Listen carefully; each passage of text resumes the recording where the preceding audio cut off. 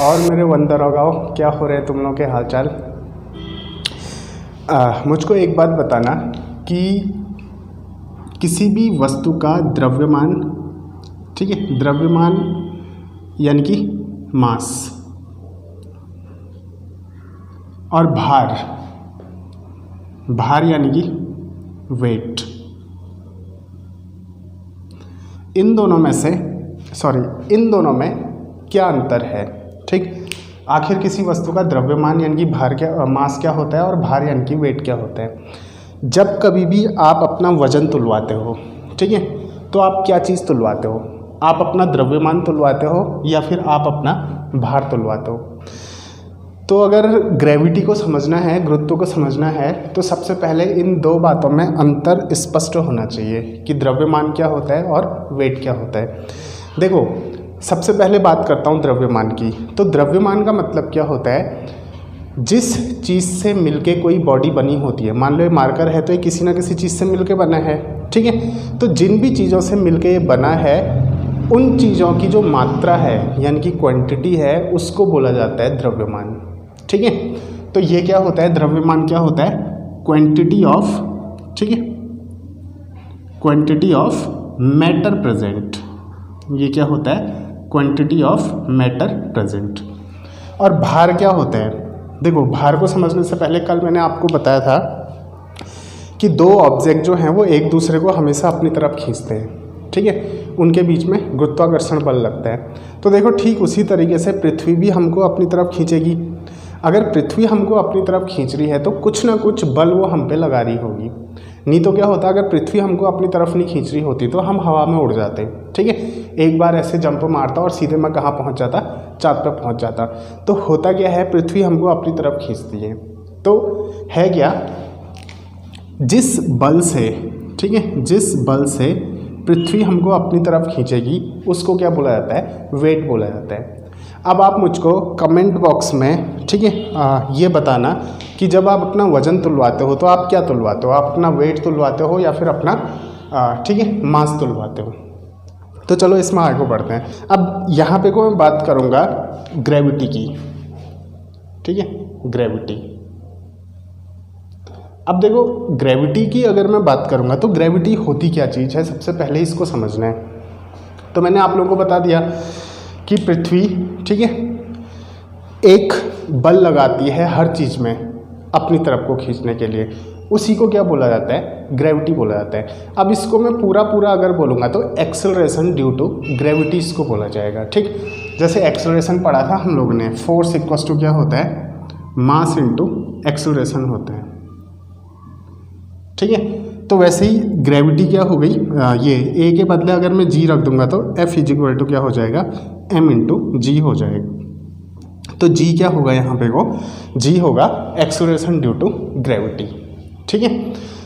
अब एक चीज़ को समझो आप लोग कि ये जो ग्रेविटी है, ठीक, इसमें सबसे पहले मैं बात करूँगा फ्री फॉल की। ये आप लोगों के सिलेबस में है, ठीक है, फ्री फॉल। फ्री फॉल क्या होता है उसको समझिए।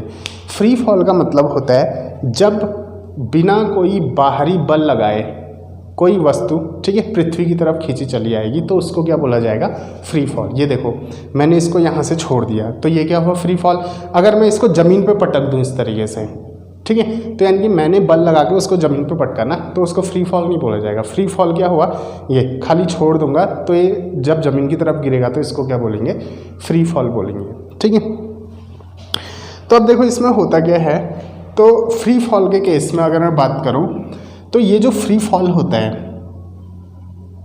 ठीक है, इस हिसाब से अगर देखा जाए, इस फॉर्मूले के हिसाब से अगर मैं देखूं, F equal to m g के हिसाब से, देखो द्रव्यमान अगर ज़्यादा होगा, ठीक है, तो पृथ्वी ज़्यादा बल के साथ किसी भी चीज़ को अपनी तरफ खींचेगी, इस फॉर्मूले के हिसाब से। हाँ, सिंपल। अगर द्रव्यमान ज़्यादा होगा तो सीधी सी बात है, जब उसका फ्री फॉल होगा तो ज़्यादा बल लगेगा, तो ज़्यादा बल लगेगा तो ये तेज़ी से गिरेगा। होगा नहीं होगा ऐसा? ठीक है, होगा। और अगर ये द्रव्यमान कम है तो बल भी क्या लगेगा? कम लगेगा, क्योंकि ये डायरेक्टली प्रोपोर्शनल वाला रिलेशन है। बल अगर कम लगेगा तो क्या होगा? ये देर में नीचे गिरेगा। होना चाहिए ऐसा। तो देखो इस पे क्या हुआ कि इस पे जब एक्सपेरिमेंट किए गए तो एक्सपेरिमेंट करने पे ये पाया गया कि दो अलग अलग द्रव्यमान की वस्तुओं को, एक का द्रव्यमान ज़्यादा है, ठीक है, और एक का द्रव्यमान कम है, इनको जब एक साथ छोड़ा गया, एक साथ फ्री फॉल कराया गया, ठीक है, एक साथ फ्री फॉल कराया गया, तो ये ज़मीन पे एक साथ पहुँचे। अब देखो ज़मीन पे एक साथ पहुँच रहे हैं, इसका मतलब ये जो ग्रेविटी है, ठीक है, एक्सेलरेशन ड्यू टू ग्रेविटी जो है, ये ग्रेविटी द्रव्यमान पे निर्भर नहीं करती, द्रव्यमान पे डिपेंड नहीं करती, ठीक। तो यानी कि अगर फ्री फॉल होता है दो ऑब्जेक्ट का अलग अलग मास, एक का मास ज़्यादा एक का मास कम, तो दोनों एक साथ क्या होंगे, ज़मीन पे पहुंचेंगे। अब आपके दिमाग में एक सवाल आएगा, सवाल ये आएगा, मान लीजिए कि ये एक मार्कर है, ठीक है, जैसे कुछ इस तरीके से मान लीजिए कि ये एक मार्कर है, ठीक, और एक कागज़ का टुकड़ा है। इन दोनों को एक साथ अगर मैं छोड़ूंगा तो मार्कर जल्दी ज़मीन पे गिरेगा, लेकिन कागज़ का टुकड़ा देर में गिरेगा। कागज़ के टुकड़े का द्रव्यमान कम है, यानी कि मास कम है, वो देर में गिरा, और इसका द्रव्यमान ज़्यादा है तो वो जल्दी गिर गया। तो आपके दिमाग में सवाल आएगा कि ऐसा क्यों होता है। तो ध्यान देना, कागज़ का टुकड़ा ज़मीन में देर से गिरा और ये जल्दी गिर गया, ये इनके द्रव्यमान की वजह से नहीं हुआ, ठीक है, ये इनके मासेस की वजह से नहीं हुआ। ये दरअसल किसकी वजह से हुआ, कागज़ के टुकड़े का सरफेस एरिया ज़्यादा था, ठीक है, उसका जो एरिया है वो ज़्यादा था, तो सरफेस एरिया ज़्यादा होने की वजह से क्या हुआ, उसमें हवा की वजह से लगने वाला जो घर्षण बल है वो ज़्यादा लगा, और घर्षण बल क्या करता है, किसी भी चीज़ को चलने से रोकता है। तो इसलिए क्या हुआ, कागज़ का टुकड़ा देर में गिरा क्योंकि उसमें घर्षण बल ज़्यादा लगा, और ये मार्कर जो है वो जल्दी नीचे आ गया क्योंकि इसमें हवा से लगने वाला घर्षण बल क्या था, कम था। अगर मान लो ऐसी स्थिति हो जाती है जहाँ पे वो कोई घर्षण बल ना हो, तो उस स्थिति में ये मार्कर और कागज़ का टुकड़ा दोनों एक साथ क्या होंगे, ज़मीन पे आएंगे, ठीक है। तो एग्ज़ाम में प्रश्न पूछा जा सकता है, ठीक, इससे रिलेटेड क्वेश्चन बन सकता है कि दो अलग अलग मासेस को, एक 10 किलो का है और एक 5 किलो का है, ठीक है, अगर छोड़ा जाएगा एक साथ, फ्री फॉल कराया जाएगा, तो कौन जल्दी पहुंचेगा। Option A 10 kg, option B 5 kg, option C दोनों एक साथ पहुंचेंगे, ऑप्शन डी, ठीक है, कुछ भी दे दिया, निर्धारित नहीं किया जा सकता, इस टाइप का कुछ दे दिया, ठीक है। तो कौन जल्दी पहुंचेगा, दोनों एक साथ पहुंचेंगे, ठीक है, 10 kg और 5 kg दोनों क्या होगा, एक साथ ज़मीन पे पहुंचेंगे, ठीक। इस चीज़ को आप दिमाग में रखना। इसके बाद थोड़ा सा आगे की तरफ अगर बढ़ते हैं तो इसमें देखो, इसमें होता क्या है कि फोर्स नहीं, ग्रेविटी का जो फार्मूला बनता है, ठीक है, एक्सेलरेशन ड्यू टू ग्रेविटी का जो फार्मूला बनता है वो बनता है G ×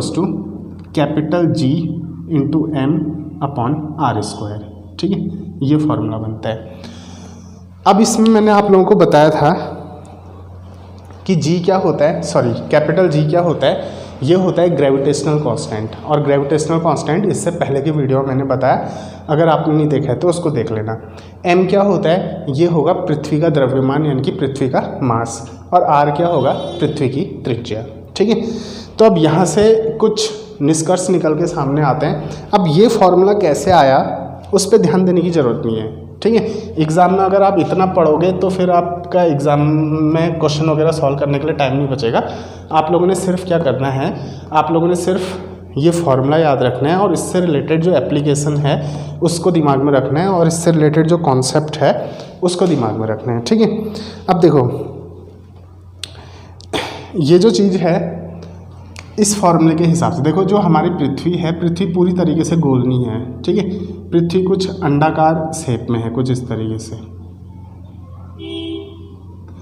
तो ये जो बिंदु होते हैं इनको बोला जाता है पोल्स, ठीक है, इनको क्या बोला जाता है, पोल्स। तो ये हो गए पोल्स,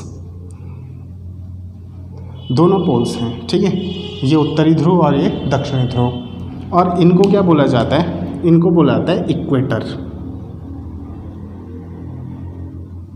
ठीक है, इक्वेटर। ये जो पोल्स, ये जो बिंदु हैं इनको क्या बोला जाता है, इक्वेटर। अब देखो, पृथ्वी के केंद्र से ये है इक्वेटर की दूरी, और पृथ्वी के केंद्र से ये है पोल तक की दूरी। अब आप लोग खुद बताओ कौन सी दूरी ज़्यादा होगी, कौन सी दूरी कम होगी। सीधी सी बात है, ये वाली दूरी ज़्यादा होगी और ये वाली दूरी कम होगी। अब देखो, अगर दूरी ज़्यादा है तो ये इन्वर्सली प्रोपोर्शनल वाला रिलेशन है। दूरी अगर ज़्यादा होगी तो जी का मान क्या हो जाएगा, कम हो जाएगा। तो देखो यहाँ पे को दूरी ज़्यादा है तो यहाँ पे को जी का मान क्या होगा, कम होगा। ठीक, और यहाँ देखो दूरी कम हो गई। दूरी अगर कम हो जाती है तो जी का मान बढ़ जाएगा। ठीक है, तो जी का मान क्या होगा, पोल्स में ज़्यादा होगा। तो यहाँ पे को जी का मान ज़्यादा होगा और इनमें इधर और इधर पे को जी का मान क्या होगा, कम होगा। ठीक है, तो एग्ज़ाम में प्रश्न बन सकता है कि जी का मान, ठीक है, जी का मान ज़्यादा कहाँ पे को होगा, जैसे ऑप्शन ए पोल्स में, ऑप्शन बी इक्वेटर में, ऑप्शन सी पृथ्वी के अंदर, ऑप्शन डी इनमें से कोई नहीं, इस टाइप का कुछ। तो सबसे ज़्यादा जी का मान कहाँ पे को होगा, पोल्स में होगा। इस चीज़ को ध्यान देना। कौन से फॉर्मूले के हिसाब से, ये वाले फॉर्मूले के हिसाब से, G=GM/r² के हिसाब से। ठीक है, चलो इसमें थोड़ा सा आगे को बढ़ते हैं। देखो चंद्रमा में जो जी का मान होता है पृथ्वी के कंपैरिजन में वो होता है 1/6। ठीक है, मून में जो ग्रेविटी की वैल्यू है वो कितनी होती है, 1/6 ऑफ अर्थ, यानी कि पृथ्वी में जी का मान जितना होता है उसका 1/6। और पृथ्वी के धरातल में, सरफेस में जी का मान कितना होगा, ये वाले फॉर्मूले से निकल जाएगा। ग्रेविटेशनल कांस्टेंट की वैल्यू रखो 6.67 × 10⁻11। ठीक है, हाँ, तो पृथ्वी का द्रव्यमान होता है 6 × 10⁻24 kg। ठीक है, 6 × 10⁻, कितना होता है, 6 हाँ ठीक है, इतना ही रख लो, कोई दिक्कत नहीं है। 6 × 10⁻24 kg। और रेडियस यानी कि आर का जो मान है वो होता है 6.4 × 10⁻6, 6.4 × 10⁻6। ठीक, इसका स्क्वायर हो जाएगा। इसको जब आप सॉल्व करोगे तो सॉल्व करने के बाद ये जो जी का मान निकल के आएगा, ये निकलेगा 9.8 न्यूटन। तो पृथ्वी के धरातल पे जी का मान जो होता है वो कितना होता है, 9.8 न्यूटन होता है। और इसका जो मात्रक है वो क्या होगा, न्यूटन होगा। ठीक हो गया। इन चीज़ों को आप लोग ध्यान में रखना। तो देखिए इसमें ये कुछ ग्रेविटी के कॉन्सेप्ट थे। अच्छा हाँ, ग्रेविटी का एक कॉन्सेप्ट और है इसमें जिससे संबंधित एग्जाम में प्रश्न पूछा जा सकता है। देखो उसको एक बार समझने की कोशिश करना कि ये है आप लोगों का, चलो ये तो पोल्स के हिसाब से मैंने आप लोगों को बता दिया। अब एक बार इसको कुछ इस तरीके से समझो, ऊंचाई के हिसाब से। ठीक है, ऊंचाई के हिसाब से ये बनेगा आप लोगों का, जैसे मान लो पृथ्वी है, ठीक है, ये पृथ्वी का केंद्र है। केंद्र मतलब कि आप ज़मीन में एक गड्ढा खोदते हो और अंदर की तरफ जाते हो, और तब तक गड्ढा खोदो तब तक आप, जब तक आप पृथ्वी के केंद्र में यानी कि सेंटर में ना पहुंच जाओ। ठीक, और ये हो गया धरातल यानी कि सरफेस, जहाँ पे को हम लोग रहते हैं, और ये ऊपर को आसमान आ गया यानी कि ऊंचाई। तो देखो यहाँ पे को जी का मान होगा कितना, 9.8, जो मैंने अभी आप लोगों को बताया 9.8 न्यूटन। अब जब आप ऊपर की तरफ जाओगे तो ध्यान देना जी का मान क्या होता है, कम होता है। ठीक, ग्रेविटी का मान क्या होगा, कम होते जाएगा। जैसे जैसे आप ऊपर को जाते जाओगे तो ग्रेविटी का मान क्या होगा, कम होगा। तो खुद ही बताओ, हिमालय पर्वत की चोटी पे जी का मान ज़्यादा होगा या फिर समुद्र तल पे जी का मान ज़्यादा होगा। क्वेश्चन ऐसे भी आ सकता है कि इनमें से जी का मान सबसे ज़्यादा कहाँ होगा। ऑप्शन ए हिमालय पर्वत की चोटी पे, ऑप्शन बी धरातल पे, ऑप्शन सी पृथ्वी के केंद्र में। ठीक है, इस तरीके से ऑप्शन डी कोई भी एक दे दिया, जैसे पोल दे दिया या फिर इक्वेटर दे दिया। तो ध्यान देना सबसे ज़्यादा मान कहाँ पे को होता है, जी का 9.8 धरातल में होता है। आप ऊपर को जाओगे तभी भी जी का मान कम होगा, और नीचे को आओगे तो तभी भी क्या होता है, जी का मान कम होता है, घटते जाता है।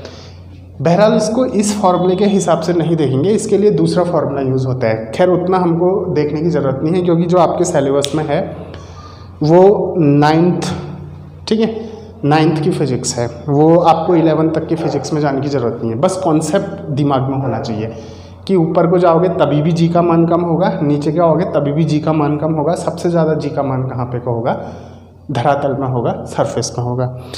तो बहरहाल आज के इस वीडियो में इतना ही। और देखिए टेलीग्राम चैनल से जुड़ जाओ, इससे संबंधित जो प्रश्न हैं वो मैं टेलीग्राम चैनल में डाल दूँगा, वहाँ आप प्रैक्टिस करना। और आपको किसी चीज़ में कन्फ्यूज़न होता है तो आप मुझको ठीक है बता सकते हो, कमेंट बॉक्स में बता देना, मैं उस पर वीडियो बना दूँगा। तो मिलते हैं अगले वीडियो में। धन्यवाद, नमस्कार।